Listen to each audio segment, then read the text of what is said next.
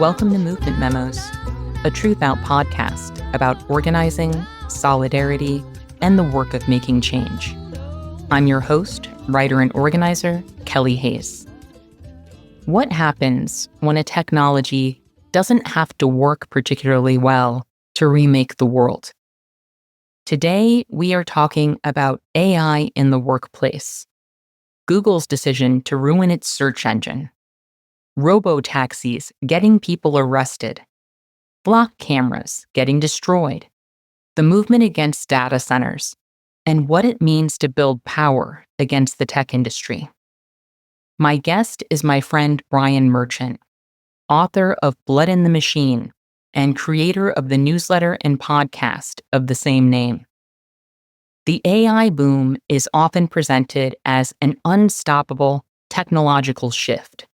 But Brian's reporting reminds us that it is a brittle and faulty corporate project, and that corporate projects can be disrupted. If you appreciate this podcast and you would like to support Movement Memos, you can subscribe to Truthout's newsletter or make a donation at truthout.org. You can also support the show by subscribing to Movement Memos on Apple or Spotify, or wherever you get your podcasts, or by leaving a positive review on those platforms. Sharing episodes on social media is also a huge help. Truthout is an independent news organization, publishing stories that the craven corporate press won't touch. We are a union shop with the best family and sick leave policies in the industry, and we could not do this work without the support of readers and listeners like you. So thank you for believing in us and for all that you do. And with that, I hope you enjoy the show.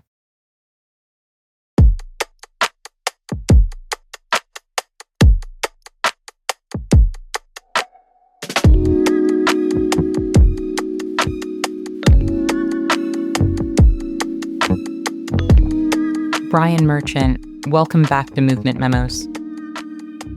So good to be back. Thanks, Kelly. How are you doing today? I'm hanging in there. There's a lot going on. There's always a lot going on these days, but I'm a little bit hot. I'm in Europe right now where the heat wave is just receding. But aside from all those small things, I am doing well. Thank you. How are you? Well, I am in Chicago, where another heat wave is rolling through, and the air here is terrible right now. So I'm just going to hide out in my apartment and talk to you and feel good about that. Sounds like there's some kind of a theme developing here with the heat and, There might be something going on there. Too early to say for sure, but yeah, I think let's circle back to that. Let's come back to that one. Huge if true. So, Brian, a lot of people are familiar with your work, and some of our listeners will remember you from the last time we were in conversation. But for the unacquainted, what would you like people to know about who you are and where you're coming from? Yeah, I guess most pertinent to what we will be discussing today is that I am a longtime tech reporter and tech writer, a journalist, and author of a book called Blood in the Machine, which is about the history of industrial automation and what we can sort of learn about it today. And I've been writing about that sort of framework, using that framework sort of and applying it to AI and this sort of most recent surge of corporate automation that we're seeing handed down from Silicon Valley and what's happening to labor on the ground. And I write about that at my newsletter, Blood in the Machine. And you also have a new podcast connected to that newsletter. I do. Yeah. It's something that's still early days. Thank you for shouting it. My producer would be quite glad that you did. It's kind of an audio component. It's something that folks have been asking for a little bit. And I'm hoping to sort of host organizers in the sort of fight against data centers, organizers who are sort of trying to confront AI in the workplace, people whose jobs have been impacted by AI, authors, journalists documenting this stuff in the front lines. So yes, that's the latest endeavor. At time of recording, our last guest was a participant in the Summer of Lud activities in New York City, which was a big sort of anti-big tech week-long sort of slate of programming, protests, and affairs. So that might be a good one for folks of movement memos to check out. I really appreciated that conversation. And I'm excited about this podcast. It's only been around for a few episodes now, and I am really looking forward to keeping up with it. So I hope folks will check it out. Yeah, thank you. To give people a general overview of where we are in our experience of the harm and hype of AI, for a long time, there's been talk of a bubble.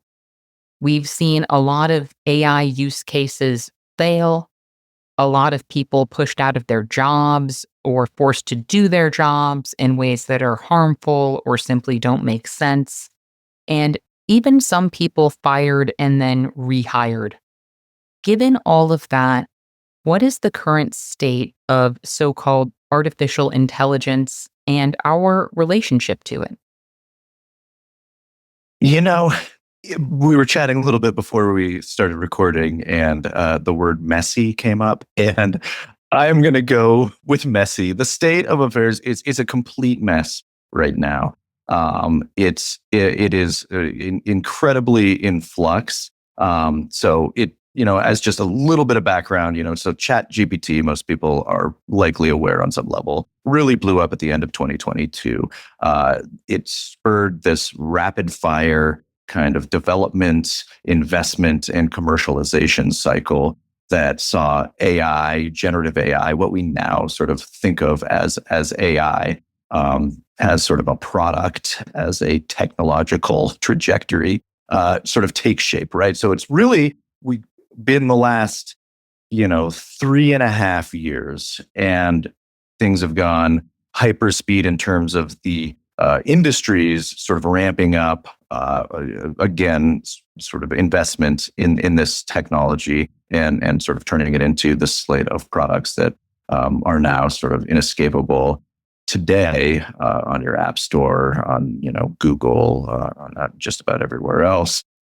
And so the largest sort of thrust behind all of this, sure, the chat bot was kind of a flashy tech demo, and a lot of people were interested in using it for that reason as kind of a consumer product. But we have to bear in mind that there hasn't really been any serious monetization there.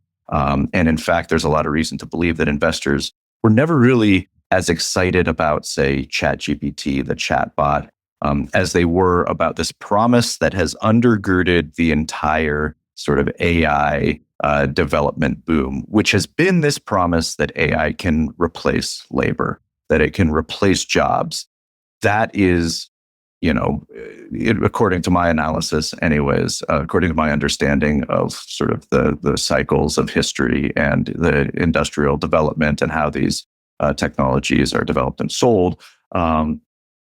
And if you look at, for example, OpenAI's charter, where it says its goal is to build AGI, or an artificial general intelligence, and it explicitly says that it explicitly defines AGI as something that will replace most meaningful work, right? And so that is a direct sales pitch to investors, and it has been for now 3 years and counting. And so we have, whether or not we see success, and you mentioned that there's been a lot of hiring, firing, rehiring, and a lot of questions and turbulence in the AI world, but we have to remember that, number one, undergirding this entire sort of adventure from Silicon Valley is the promise that it will soon be able to eliminate all jobs. And so there are a lot of executives that have bought into that, have believed it. There's been a lot of pundits who believe it. There's been a lot of sort of middle managers who believe it. And so we have already seen a lot of disruption, right? We've seen tons of layoffs in the tech sector, particularly, layoffs in other sectors. We've seen hiring slow down among those looking for entry level jobs. And we've seen creative fields in particular impacted by generative AI's rise, right? In situations where you can, produce an image or some text, or, if it's a job, translators, illustrators, folks like that are actually being hit economically hard. So this whole messy picture, is still somewhat, up in the air. There are a lot of unanswered questions. There are a lot of sort of things that, we still need to wait to see how they'll shake out in the long run. And, whether or not AI ends up being, capable of replacing a lot of these jobs is one of those large questions that's still looming. But what's important for our purposes is to know that, that is the logic that has been imbued in this technology from the beginning. It's an enterprise automation product, above all, in terms of sort of what companies are hoping to see in terms of cost savings and value created, obvious value stores. There are a lot of other harmful things that AI does and a lot of other issues with AI, but in the labor picture, that's the big one. It's being sold as an automation technology. And 3 years in, there's still intense debate over what it can and cannot do. But as folks who are thinking about, this stuff's impact on the workplace and what we should be keeping in mind, it's that your boss is always going to use this as leverage, to push against workers to say, well, maybe AI can be used to replace your job, so don't ask for a raise. Maybe we'll see if we can automate X, Y, and Z jobs. And then if we can't, maybe we can hire back some contract labor to cut some costs. Let's see if we can use AI instead of hiring an illustrator because it's so much cheaper. And we'll see if the client balks and if there's any issues down the line. So we're in this period where there's sort of a lot of negotiation going on. Like, how far can we push our AI use without clients rebelling, without screwing up too much stuff? Because AI still gets things wrong quite a bit of the time. How much tolerance is there in the system for sort of unfettered AI use? How much cost savings can we realize by using this stuff without completely, tanking our products, tanking our workplace, and without leaving some permanent damage? You recently did an episode about Google doubling down on its effort to rebuild search around Gemini. What are the broader implications of that move, given how dependent so many of us are on Google search? Yeah, it's a really good example. I'm glad you brought that up because it's kind of, at the forefront of what's happening with AI. And in a lot of ways, it kind of encapsulates, that sort of push. Cory Doctorow famously calls it enshittification.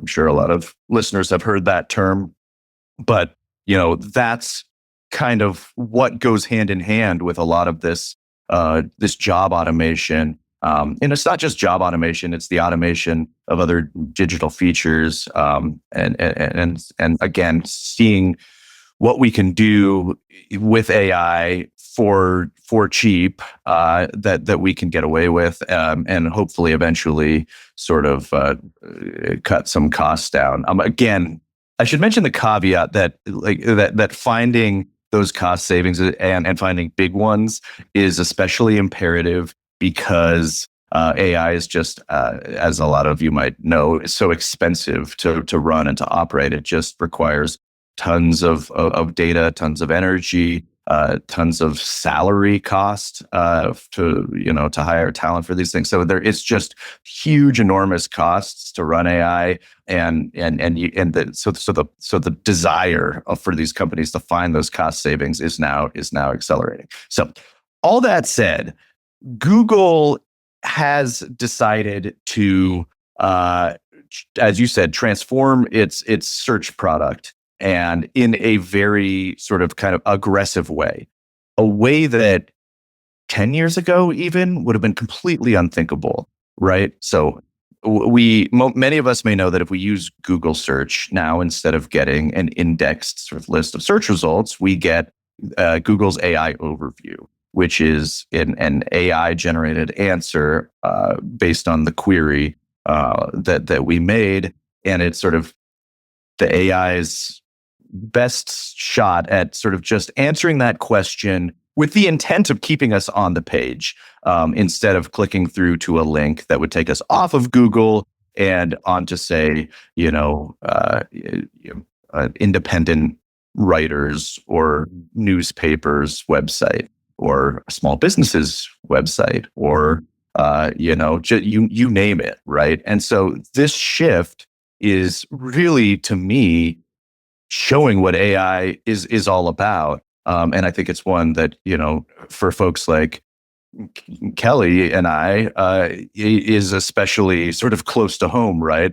So what it's doing is it's sort of indexing our websites and anything that we may have written, just taking that material, incorporating it into its data set. And then if we search for how is AI impacting jobs, when before maybe it would send a link to Blood in the Machine, or like what is the state of on the ground organizing, and maybe it would have pulled a nice essay from Organizing My Thoughts. Now it just spits that information out onto Google's own platform, onto its where search used to be, and so it's transmuting all of this creative independent labor into sort of a paste that Google can sell, because Google does sell it. It does put ads right underneath that new sort of answer paste that, oh, by the way, along with our, the information gleaned from our websites, it also is,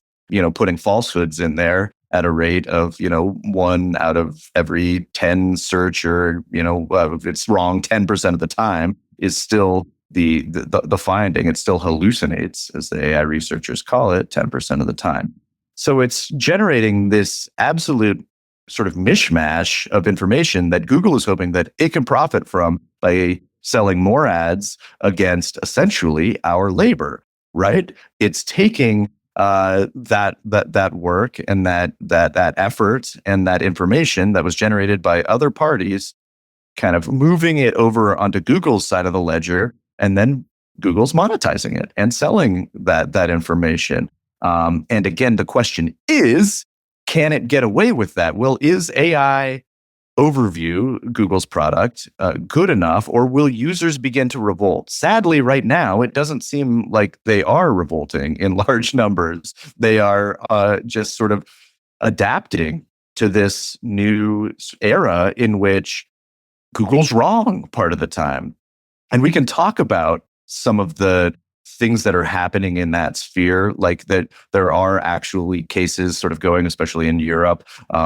There's a recent court case in Germany where the court found Google liable for presenting false information, and now Google might have to face up to the fact that it is spouting sort of, not just incorrect, but potentially harmful, even defamatory information. And so if Google's held liable for doing that, if you think about like Google's billion searches a day or whatever it is at a given time, and then 10% of that is wrong, and then even 10% of that is harmful or defamatory, yeah, that'll add up fast. So that may be one sort of check on this on this particular trajectory that Google has. But that is to say, Google is the biggest tech company that is sort of going all in AI. All the tech companies are sort of investing and going in on AI on different levels, but Google is probably doing it the most. And it is sort of it is transforming its key product most aggressively, and pushing AI out to the front of it. And so it is, I think, the biggest sort of company to watch in terms of how that fares. Legally speaking, what the impacts are socially. Again, we talked about the impact on independent creators. We have, we, you know, I briefly touched on the impact on sort of mass information quality degradation, right? Again, if you think about 10% of all the information that you get from Google or you used to get from Google is now wrong. It's just creating this world where, the truthiness, to, use that sort of old lib term, is like omnipresent now. Like, I think our ability to really kind of, discern what is accurate and what's not, what's true and what's not, is hindered. And certainly, journalism and folks who are, try to make a living creating good information are hindered yet again. It's been a rough 20 or so years for journalists, independent or legacy. And this is just yet another sort of slide down the slope. A couple of things come up for me as I hear you say this. One is what people sometimes call the Elon Musk effect. The way Elon Musk can seem like some kind of genius, or at least I think more people used to see him that way, until he starts talking about something you actually know about. That has often been my experience with large language learning models. When you ask one about something you know well, you can immediately see how much it's getting wrong. But when you don't know the subject, its ability to string things together in a convincing way can make any number of falsehoods sound credible. The other thing that comes to mind as you describe AI overviews extracting from your work or mine rather than directing people to it is the enormous potential for censorship. It makes me think about how under Franco, foreign films were required to be dubbed into Spanish, which gave the regime much greater control over their content.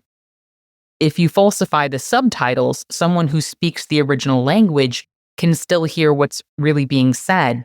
But if you replace the original voices altogether, you can rewrite whatever parts of the story you don't want the public to encounter. Yeah, 100%. And to bridge both of those points you just made between Elon Musk and the potentiality of LLMs to have a sort of both homogenized and controlled output. There's no better example than Grok, right? So just, it's so many things happen that I feel like this is like 9,000 news cycles ago.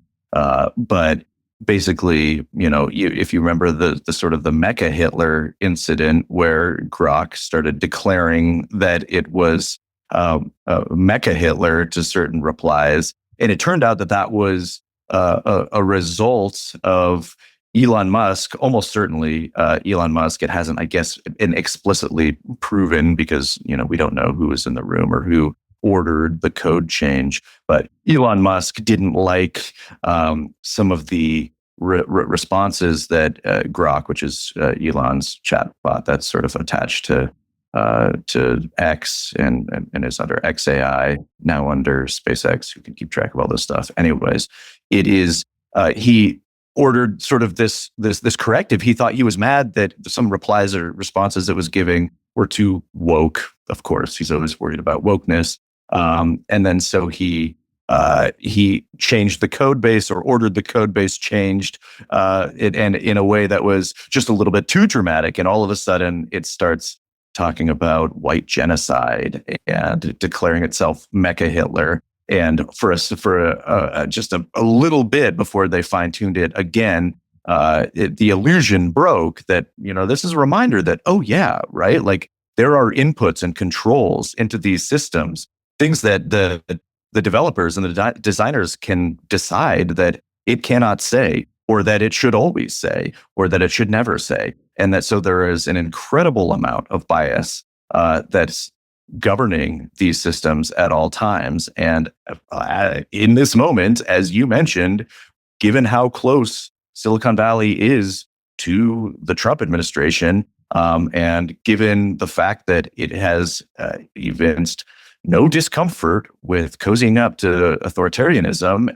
and making its products amenable to the Trump administration, I think we absolutely should be concerned about what's going on behind the scenes in these systems, which again these are private companies.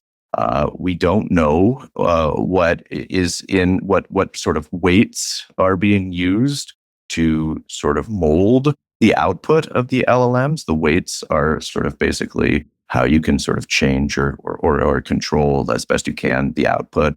The thing about LLMs is you never can fully control them. They will still even defy their own programmers' expectations sometimes. Like, it's probably just for pure business reasons. Musk would rather Grok not have started going on about Mecha Hitler, but it did because of the tampering with the weights in its system and the update to the weights. And so, yeah, it's there. Once in a while, there will be a bill on the state level, especially, that is proposed that will require the AI companies to make their weights, or at least some part of them, public. There's a faction in Silicon Valley and in that community that is really concerned about AI safety. They're not concerned really about the things that you and I might be concerned about, a lot of the real world harms and the sort of the immediate impacts of using this stuff. But they are concerned about these models becoming too powerful and sort of going off the rails. And so one of the solutions that they keep proposing is sort of making the models more transparent and submitting them to checks. But the AI companies do not want to do this for precisely this reason, that it would sort of reveal the recipe, so to speak, and it would sort of reveal the extent to which they are governing the output of their systems, or the ability that they have to govern the output of the systems if they wanted to, right? There's been a parade of horrific events in which the chatbots have encouraged users to do horrible things. There's the tragic case of Adam Rain, the ChatGPT user, who ChatGPT encouraged to harm himself and to hide the fact that he was going to harm himself from his parents. We know that the ChatGPT was used by a shooter in Canada who had discussed triggering topics with ChatGPT, and to the extent that OpenAI was aware of these conversations and did not intervene. So, again, another perhaps long-winded way of saying that there is a much higher degree of control that the companies can exert over these systems, and sometimes do. And the ways in which they are doing that is largely outside of public view. But we can all but guarantee it is those calculations do not foreground the public benefit. You talked about how people are just sort of adapting and accepting what Google's doing. But one area where we have seen a lot of active resistance to the tech industry is the seemingly endless build out of new data centers. That is one of the clearest fronts of struggle around AI right now. So, what can you tell us about those standoffs? Have there been notable victories or places where the fights are heating up? And what can we learn from the wins and losses we've seen so far?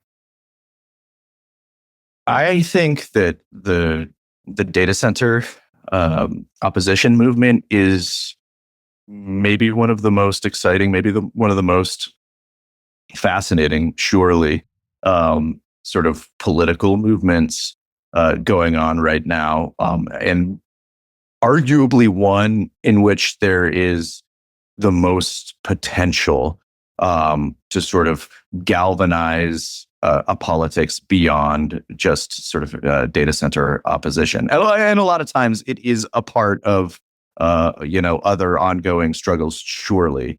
But we have this fascinating sort of set of circumstances where coalitions and individuals and people from wildly different backgrounds are showing up at protests, showing up at city council meetings, and showing up sort of en masse to oppose a data center project in their area, in their backyard, in their city, in their region.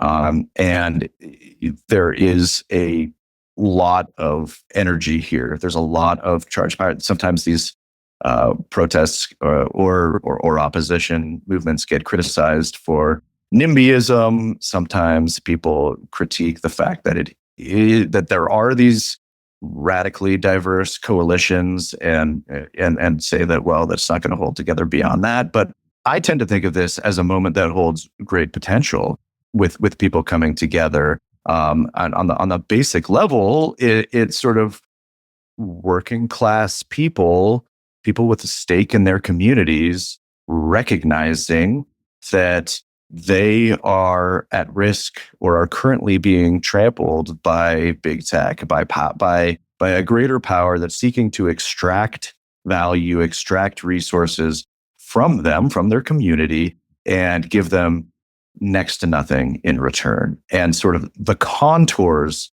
of those politics are ripe, especially right now, with the rise of the tech oligarchy, with the rise of a fascistic government, with the rise of still exorbitant inequality. It fits into, I think, this broader picture of America right now, whether or not you're a cattle rancher who doesn't want to see a data center sort of shoot up on his next to his land and suck out the water and the power, or you're an environmentalist or a student activist or a union member, or just an ordinary member of a community who again does not want to see the balance of power further shifted towards tech again, and in service to AI, to this thing that the tech companies have promised is going to be used to take jobs, is going to be used to automate labor, to make many people's lives worse. So a lot of people, I think, are really kind of sitting up and pushing back. And I've been to a number of these meetings, both in person and online. And the thing to know about them is that they are winning. It is a remarkable rate of victory. I think at one point it was 30% of data centers that were opposed, right, that saw sustained opposition, wound up getting canceled or shut down. Which, if you're involved in organizing, like, if you have a 1 out of 3 shot of like shutting down a major corporate project in your community that's going to make people's lives worse, most of those of us who have done organizing recognize that the rate is far lower. As you know, it's organizing can be hard, protests can be hard. A lot of time you go out there knowing that you're going to bang your head against the wall, and you do it anyways because it's the right thing to do. But I cannot drive this point home more. That just, again, because so many people are getting involved in these protests, because the big tech companies are so wildly unpopular, because AI is so wildly unpopular, that that officials, bureaucrats, even sometimes the tech companies themselves, they say, well, okay,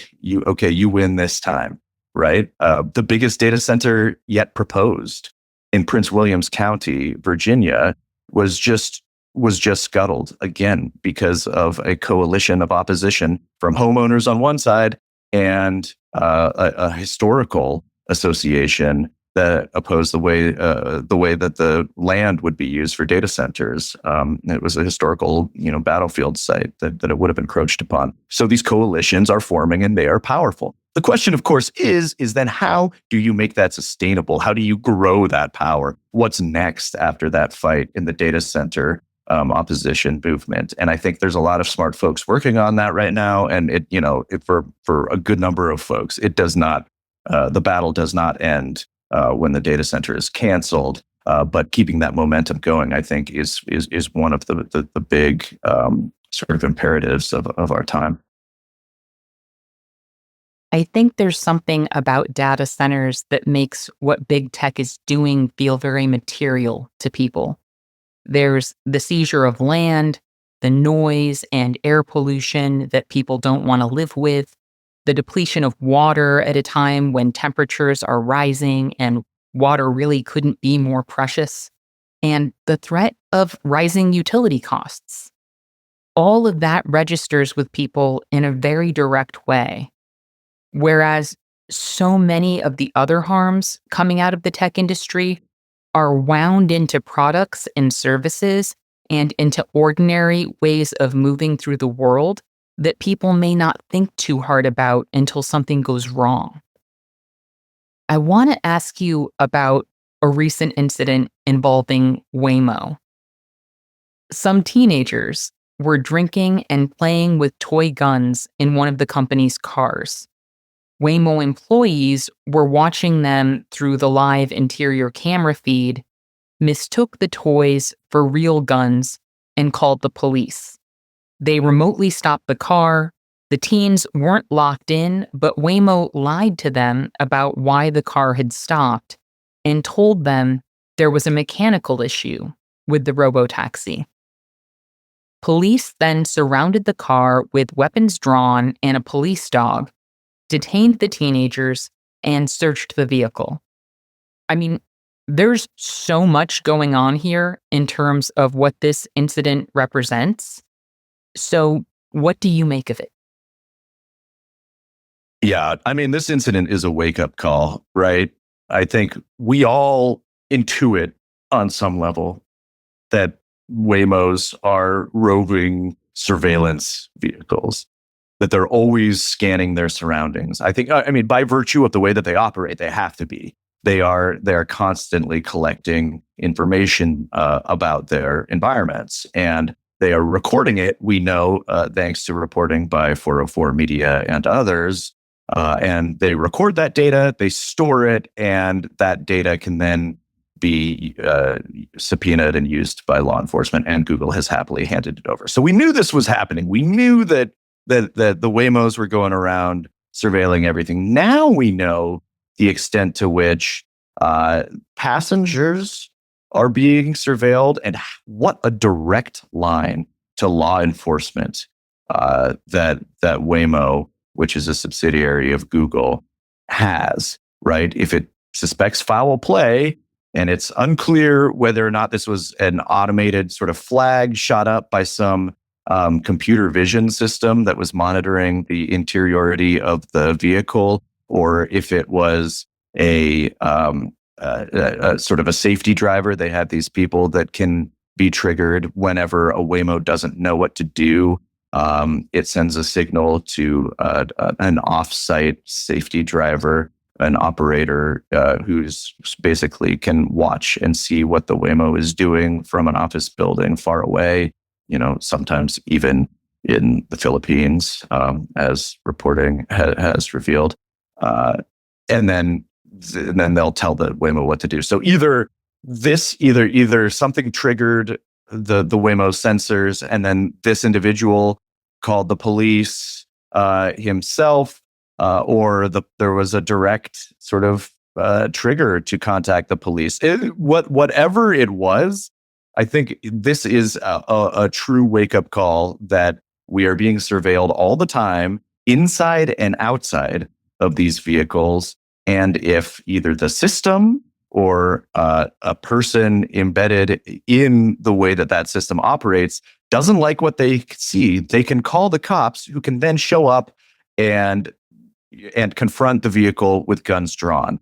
in some sense, we're lucky that this event unfolded the way that it did because nobody was hurt, right? There was no actual shot fired. There was no violence, and the situation was ultimately sort of diffused with at least that not happening. But I think it's incredibly easy to see a future in which an overly sensitive automated system is flagging things that it thinks are happening in the vehicle, or an overzealous safety operator is making calls to the police, and we're going to see much more tense and volatile situations before all this is over.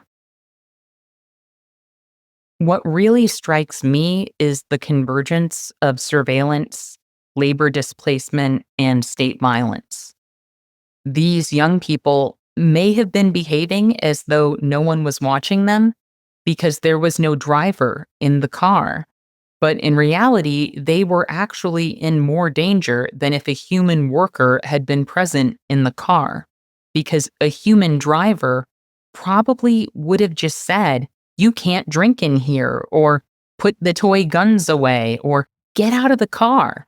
Instead, people watching from a distance misread what was happening, and these kids wound up with real guns pointed at them.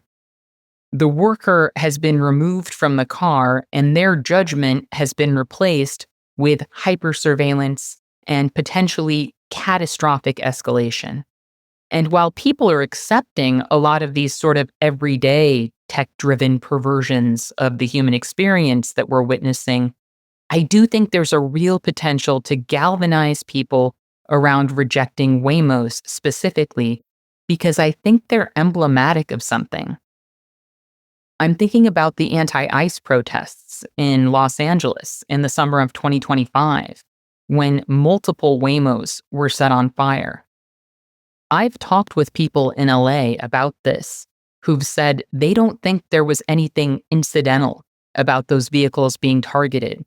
These weren't just crimes of opportunity. People understood those vehicles as surveillance vessels and also as symbols of displacement. Life in Los Angeles keeps getting harder and more expensive. People are being pushed out of steady jobs and into gig work, and now, even in that gig work, they're expected to compete with driverless cars and delivery robots. That's dehumanizing. And I think the fury over that dehumanization collided with people's feelings about seeing their relatives and their neighbors hunted in the streets. I'm not going to comment further on that right now, except to say that I understand the political logic. And that brings me to the recent Summer of Lud festival, where people participated in some purely theatrical tech smashing. Mock tribunals were held, exploitative technologies were put on trial, and representations of those technologies were destroyed. On your show, Amanda Hannah McClear suggested that those activities may have been inspired by the Luddite tribunals you've been part of. Can you tell us about those tribunals, how they work, and what you think people can take away from them? Yeah.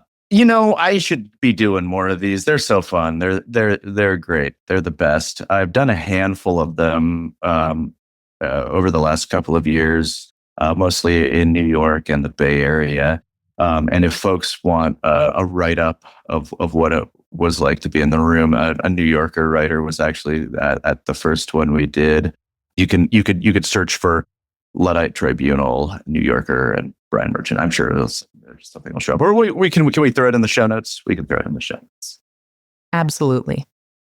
Okay, yeah, we'll throw it in the show notes. But so the Luddite Tribunal, the idea was to sort of take the spirit of the original Luddites into the modern day and put tech on trial. And so we assembled a tribunal of modern day Luddites. It could be a labor reporter. It could be an academic or an activist.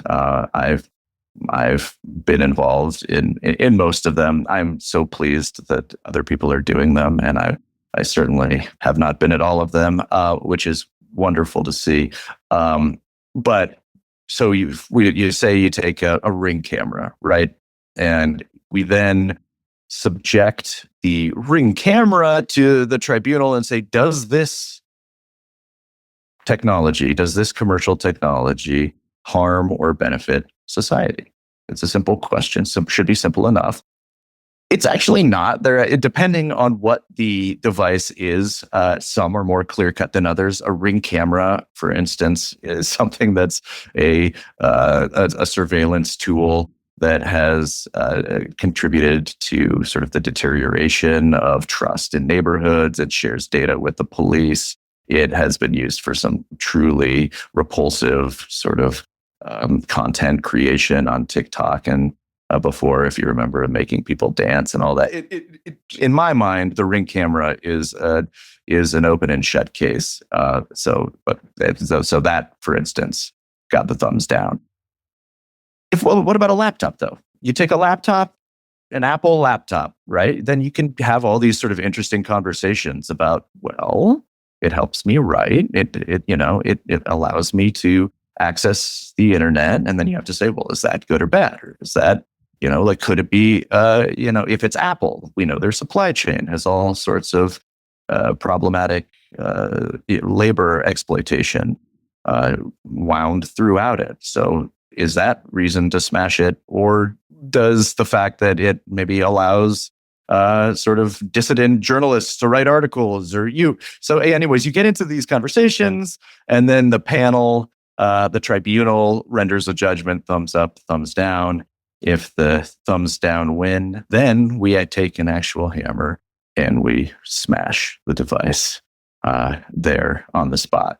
And it turns out to be this really sort of, but yeah, it's cathartic, but it's also really sort of this really like truly generative, not in the sense of generative AI, but conversationally and intellectually generative, where you're actually thinking about technology and our relationship to all these different devices. And then, yeah, it's beyond cathartic to smash these things, in the way that scene from Office Space became famous, because everybody at the time in the 90s who had ever encountered a Xerox machine or a printer wanted to smash that thing in a field, and so would cheer it on. And so, yeah, you get this really sort of festive atmosphere. People sort of bring their own technologies to submit to the tribunal. And we've had, AI generated art that Molly Crabapple tore up at our first tribunal. We had the ring camera that Ed Ongweso Jr., the journalist and podcaster, smashed with a hammer. We had, I think, just an iPhone that the labor scholar Vina Duval smashed herself. It's just good. It's just good, semi wholesome fun. I guess the devices themselves might not think it's all that wholesome, but it leads to a lot of great conversations, and it's pretty cathartic. It sounds like it, and I would love to attend one of these tribunals. You know, a funny side note is that I was tweeting about these at the time when we were doing the first run of them, and just out of nowhere, John Cusack said you should do it in Chicago, and I was like, John Cusack, if you want to smash some tech in Chicago, I'll be there tomorrow. He never responded after that, but just to raise that possibility, maybe he's still out there willing to raise the hammer like a Luddite to smash a ring camera. John, if you're listening, it's not too late. We can still smash things. Who needs a rage room when you can stage a public political spectacle? So that's something to look forward to. I haven't led a direct action training in quite a while, but I've led many over the years. And back in the day, people would sometimes nervously raise their hands and ask questions about the kind of actions where property destruction might happen. And I would tell them that the technical term was smashy smashy. Now, the Luddites were very big on the smashy smashy.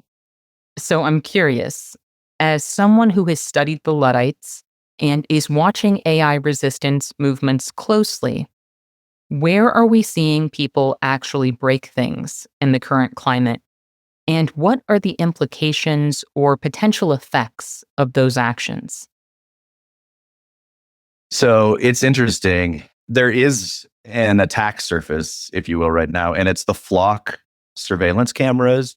More than any other devices, that is the one that is actually seeing the most outright sabotage. In fact, I wrote a piece a few months ago about this sort of this growing sort of trend of people smashing flock cameras. And for those those listeners who might not be familiar, it's another sort of technology that's being embraced by cities. It's another surveillance measure. Flock cameras are license plate readers that are supposed to sort of surveil and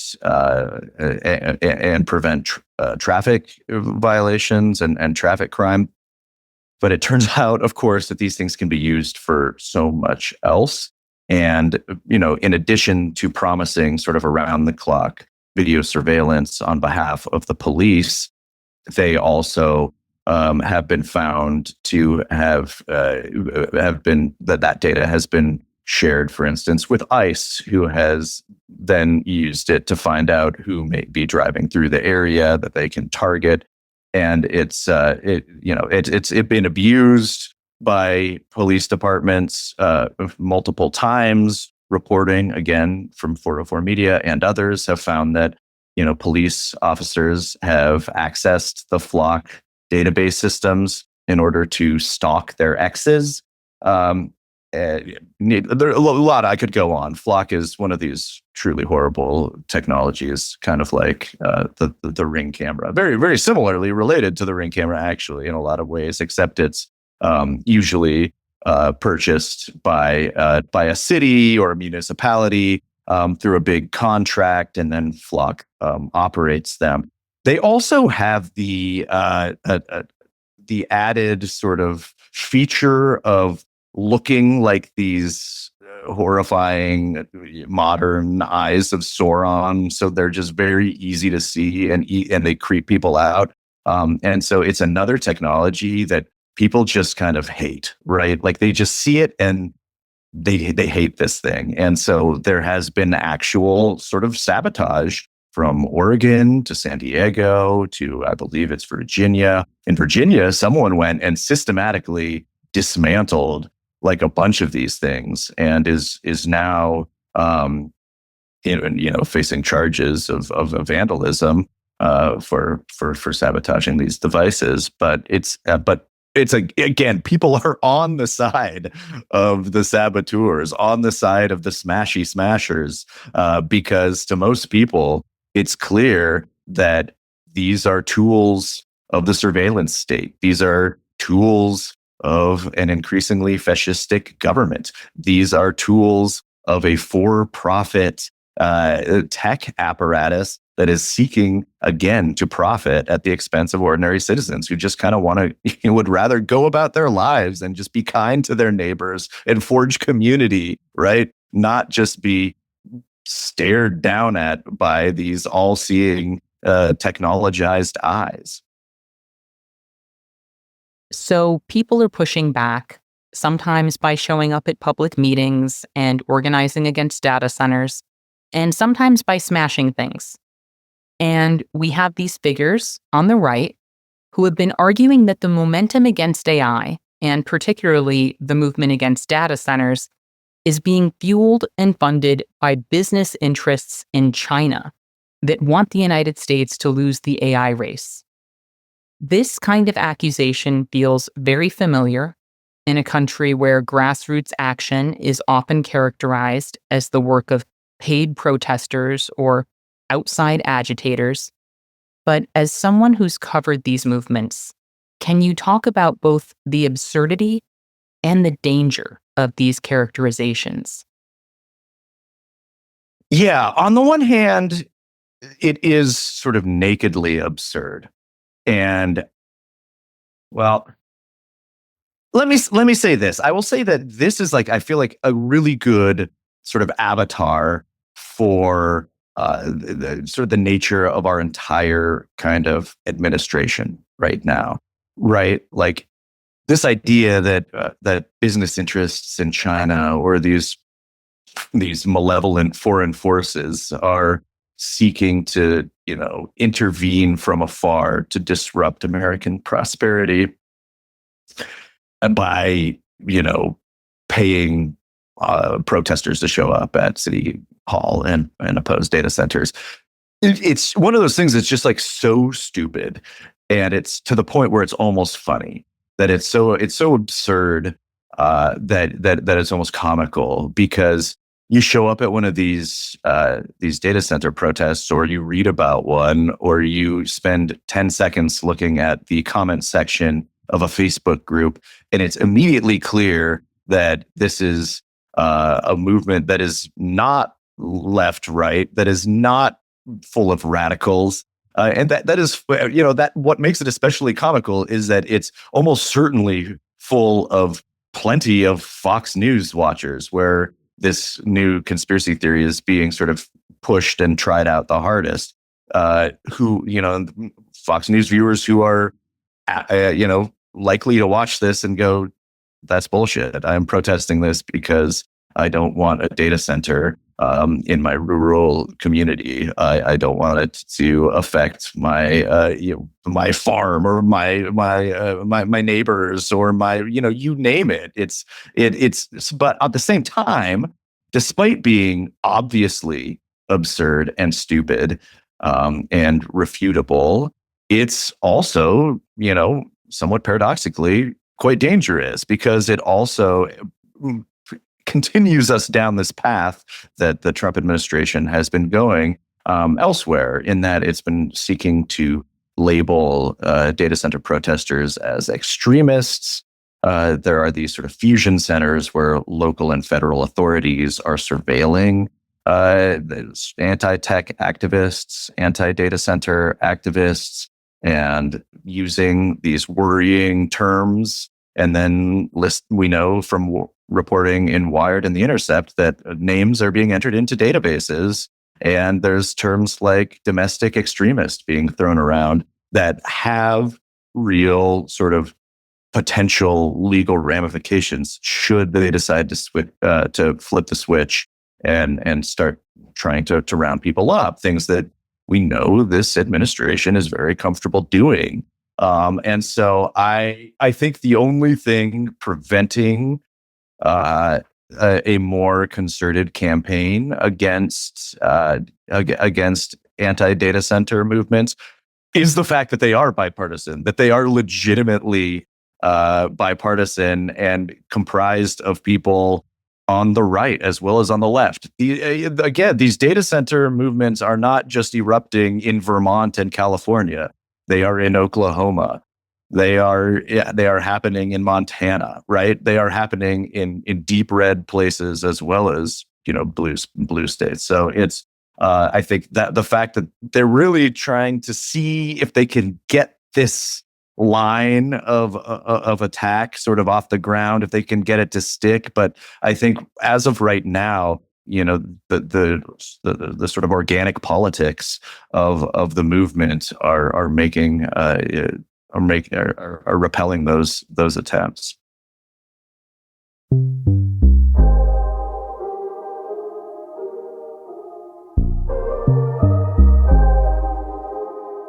So, one thing that comes through in your reporting and that we've talked a bit about here is that AI doesn't have to work especially well to do serious damage to people's jobs.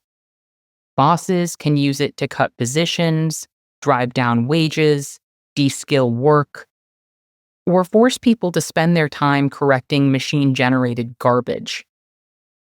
Can you talk about the gap between what companies claim this technology can do and the ways it's actually being used against workers? And where are workers finding leverage to push back?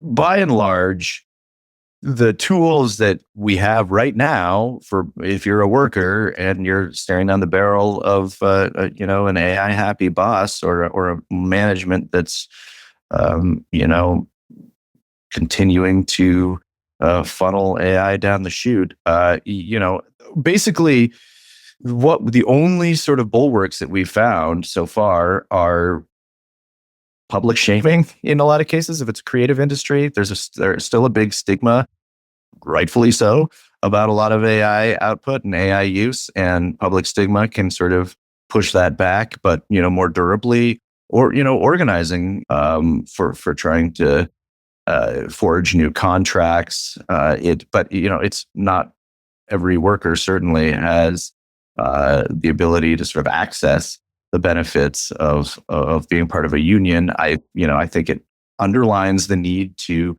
organize more, to get more in the trenches, to unite with those data center movements, to find commonalities. And I went to the Monterey Park data center opposition movement.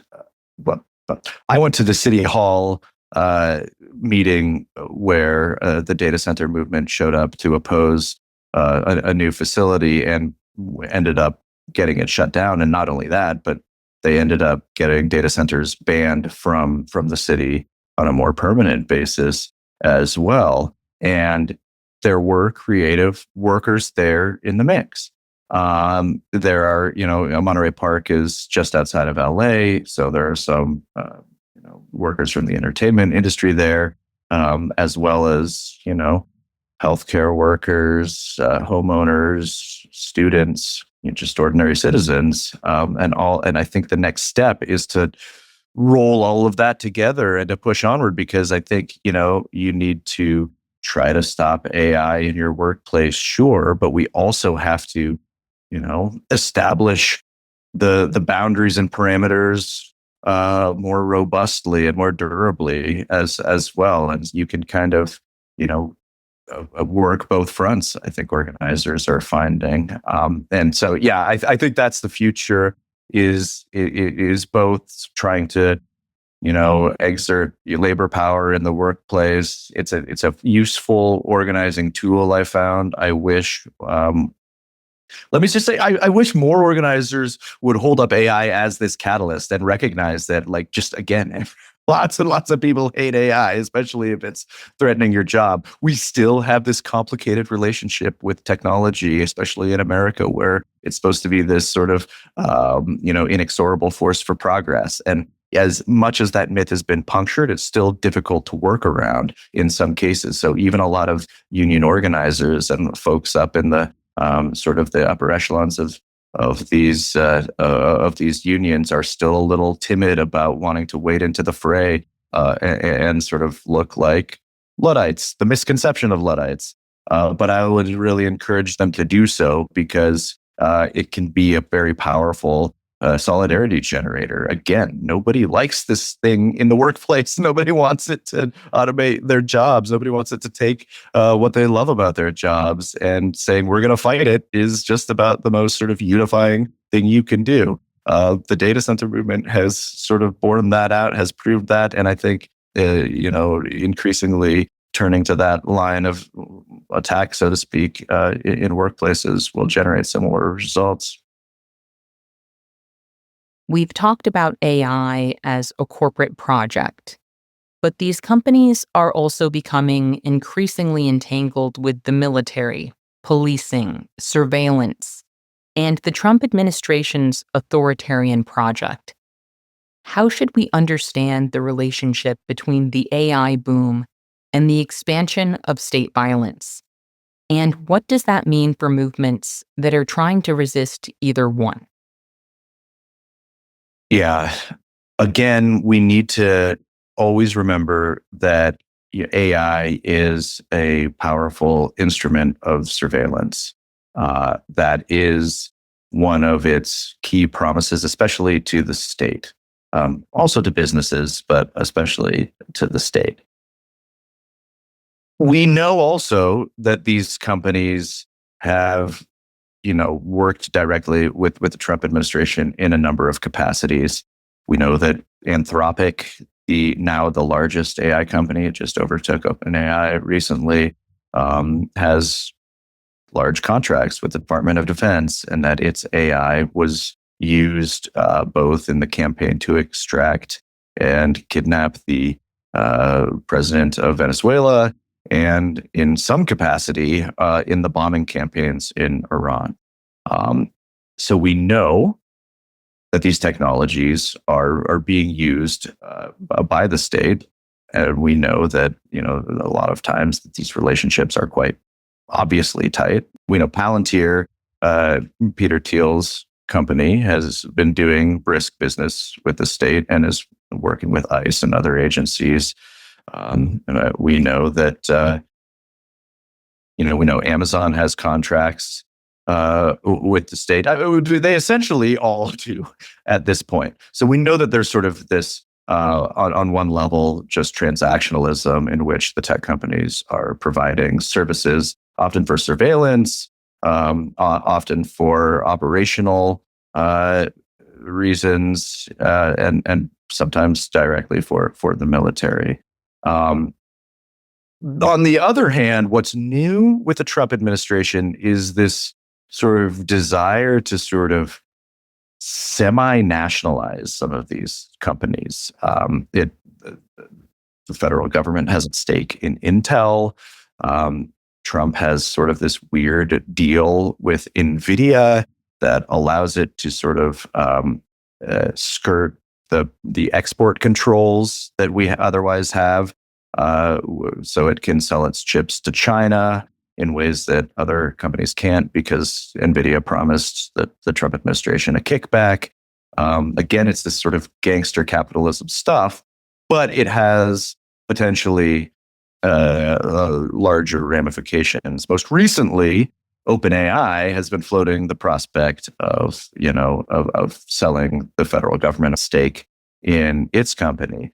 And the subtext to me is that a lot of these companies, if not all of them, know that we're in some kind of a bubble, and that when that bubble bursts, any number of things can happen.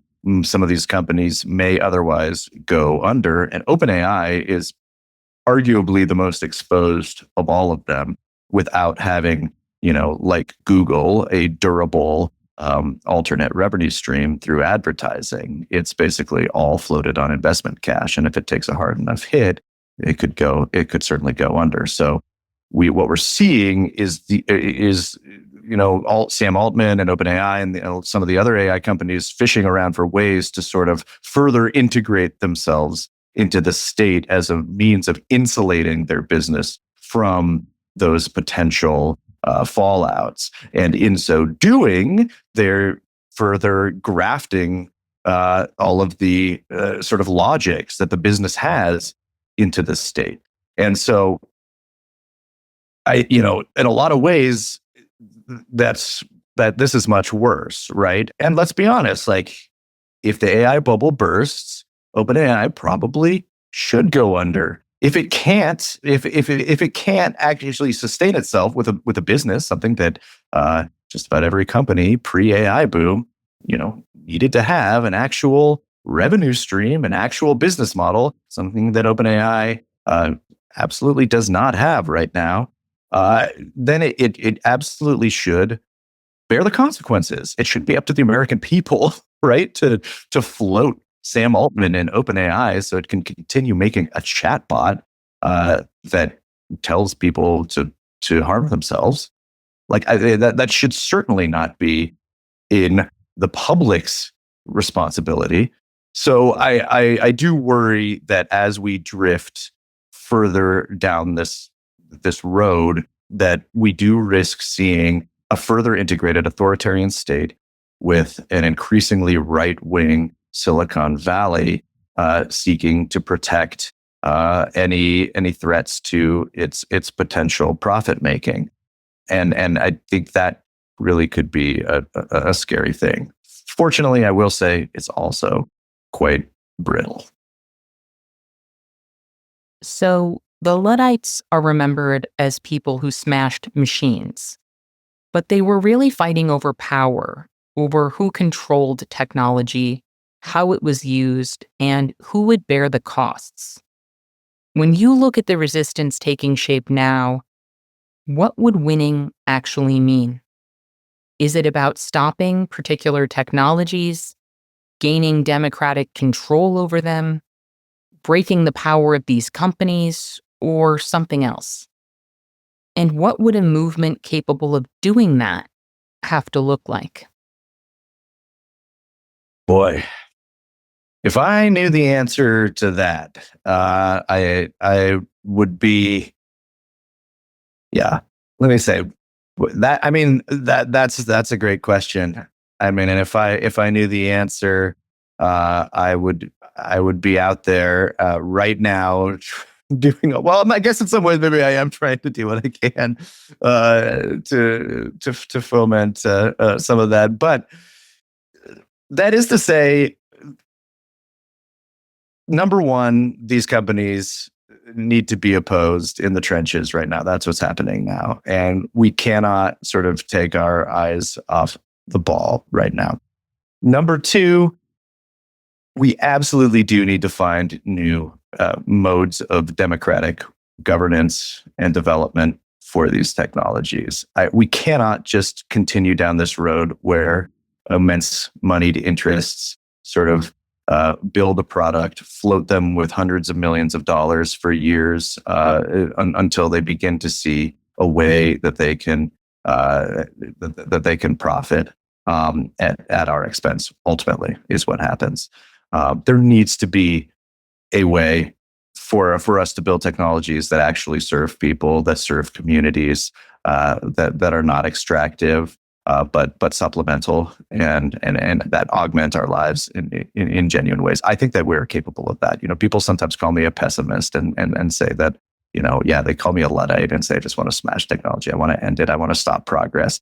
My project is trying to actually realize a better version of technology that can bring progress, not just to a handful of Silicon Valley elites, but to everybody, but to more and more people. And I think that we are absolutely capable of doing that. If we're capable of building, LLMs that can do some let's face it, some technically interesting things. Like this is in a lot of ways, they are interesting technologies.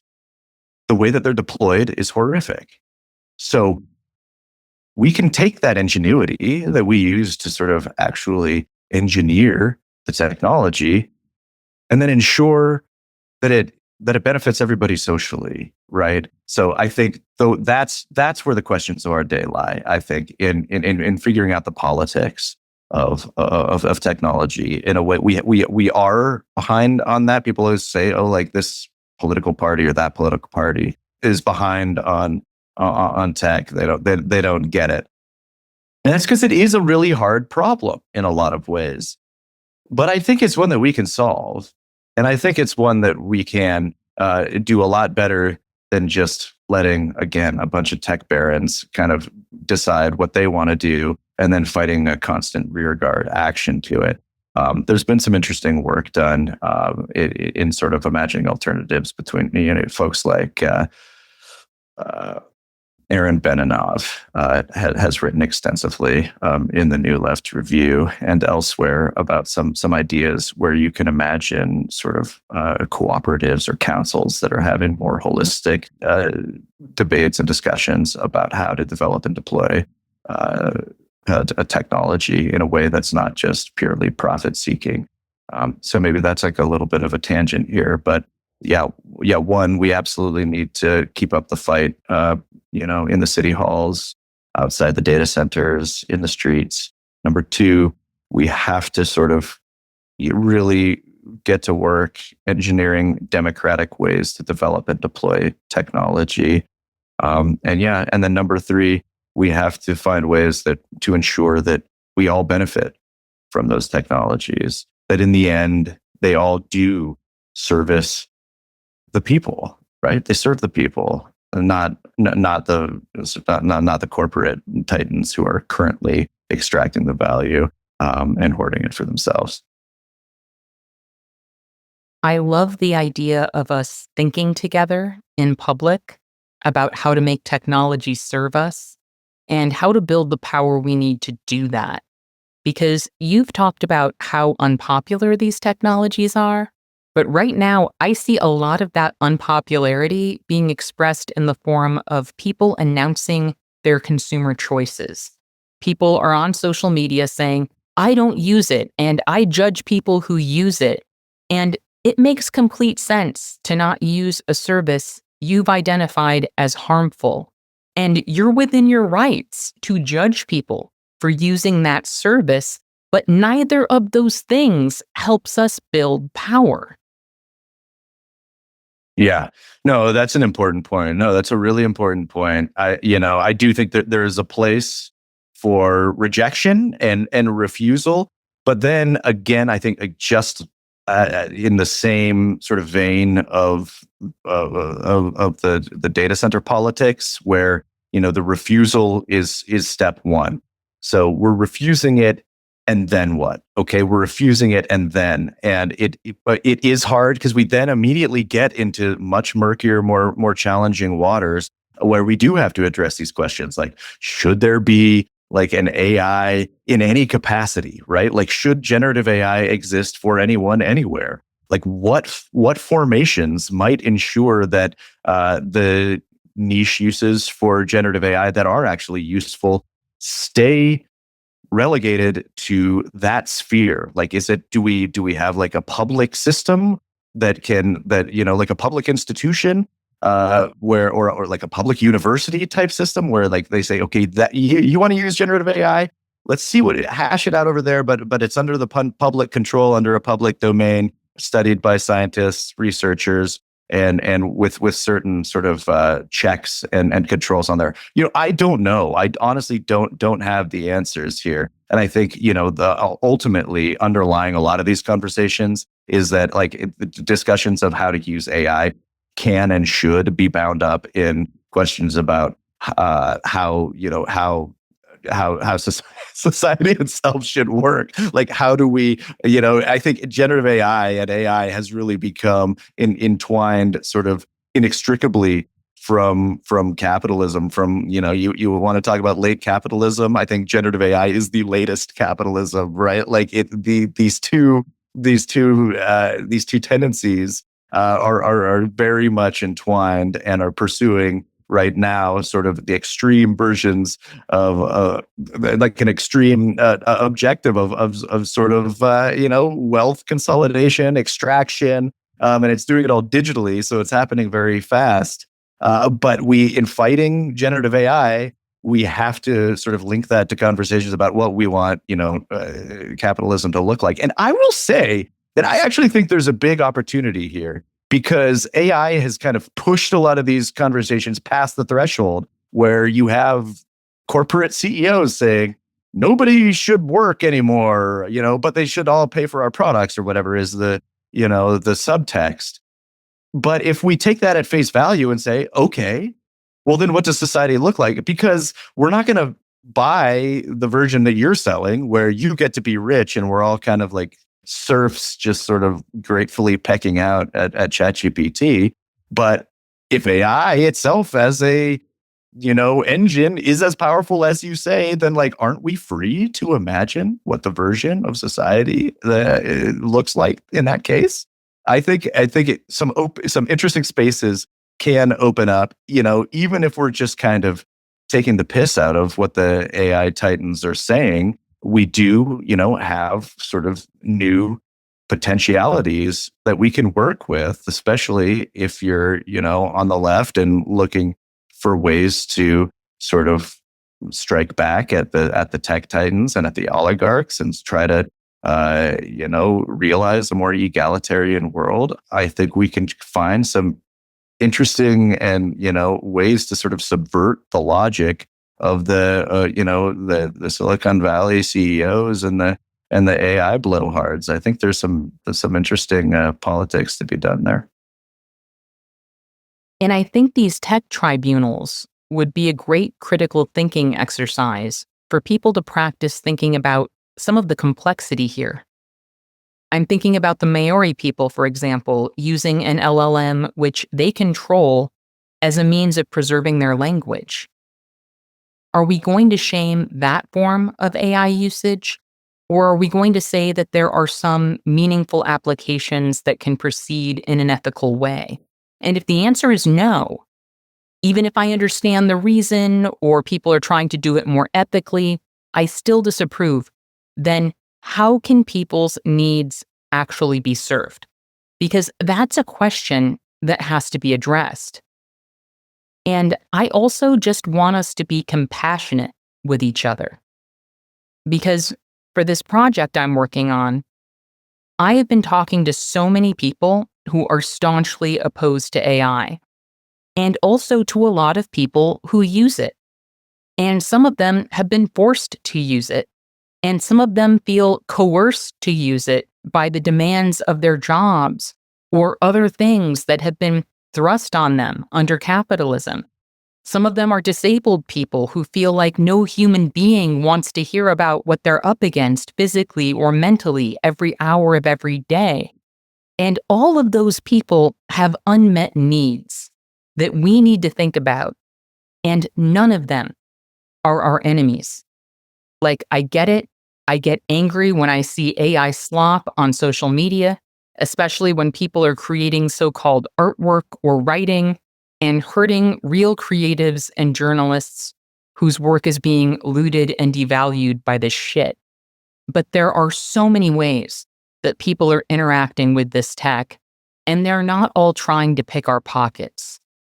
There's a lot of despair, loneliness, and desperation in these streets. And these people I've been talking to, they're not our enemies. And I don't want us to get it twisted and think that the formation of some moral elite that brags about its consumer choices and shames people amounts to having power, because it doesn't. If we want power, we need some of those people I just mentioned. We need to be able to talk to them about what they're up against. We need to be able to connect with them and identify ways that we are all being harmed by the tech industry, so we can take big collective actions to undermine the people who are trying to control and redefine our lives. Femi Taiwo talks about the difference between activists who ask you to be something and the ones who ask you to do something, and says, go with the people asking you to do something. So I'm just saying, be the person who's asking people to do something. And if that thing is a boycott, that's actually a lot more complicated than your personal consumer choices, which you talk about on social media. That's a large strategic collective action. Basically, I just really want us to be compassionate with each other and welcoming of each other, and hard on these systems and oligarchs that are hurting us. Yeah, I could not agree with you more. I think that's absolutely the way. Yeah, demonize the blue check on X who's saying use X or be left behind. Sure, take the piss out of Dario Amodei, but yeah, I like the ire is best spent at the systems, as you're saying, and understanding why certain people do feel like they want to or need to use these systems sometimes. I agree. I just could not find it less productive when we aim our cannons at each other, and especially with AI, because there's just so much work to be done. And as you said, I do think that there are cases where there are interesting things and uses for AI that aren't hurting anybody. Unfortunately, it gets complicated really fast because most of these systems are fundamentally built on the extraction and exploitation of other people's labor. So we're talking about then preserving kind of an architecture or an idea, and it's really hard to talk about, and it's really hard to have conversations about making a just AI, and I do think that there is some merit to the idea that in its current formation, it's an inherently exploitative system. And yet we do have to find ways through this morass together. We have to be sort of arm in arm. We have to recognize that some of the people showing up at the data center meetings are absolutely using AI at home. And that doesn't necessarily make them hypocrites. It just makes them want a better world, a better system. And we all do. So how do we build all this power together? That's the question. Again, I remain optimistic. I think we can do it. I think we can too. And I don't know all the answers, but I do want us to hash this stuff out together. And I think we can do that with compassion for each other and with contempt for the people who are responsible for these harms. There are living, breathing men who deserve to pay for all of this. And I think we can train our rage on them together. And I think we can get good outcomes by doing that. Brian, thank you so much for joining me. This has been such a great conversation. I always appreciate getting the chance to talk to you, and I really hope people will check out your podcast and newsletter, Blood in the Machine. They are such great resources, and I just really appreciate you and all of the great work you do. Oh, and right back at you. Thank you, Kelly. It's always a pleasure to chat. I'm always so thrilled to join here. So anytime, and I look forward to the next one. Same here. I also want to thank our listeners for joining us today. And remember, our best defense against cynicism is to do good and to remember that the good we do matters. Until next time, I'll see you in the streets.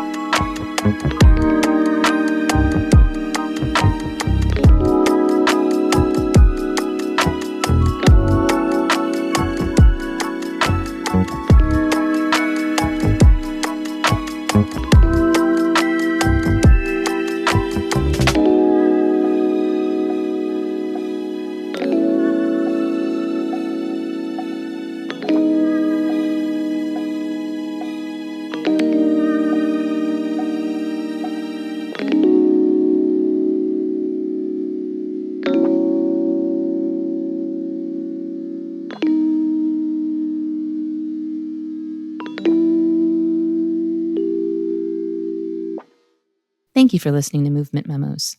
This show wouldn't exist if it weren't for Truthout, and Truthout's independent news and commentary wouldn't exist without listeners and readers like you. We have no paywalls, no corporate sponsors, and no ads, except for fundraising appeals like this one. So if you can and would like to support our work, please consider dropping by truthout.org to make a donation today.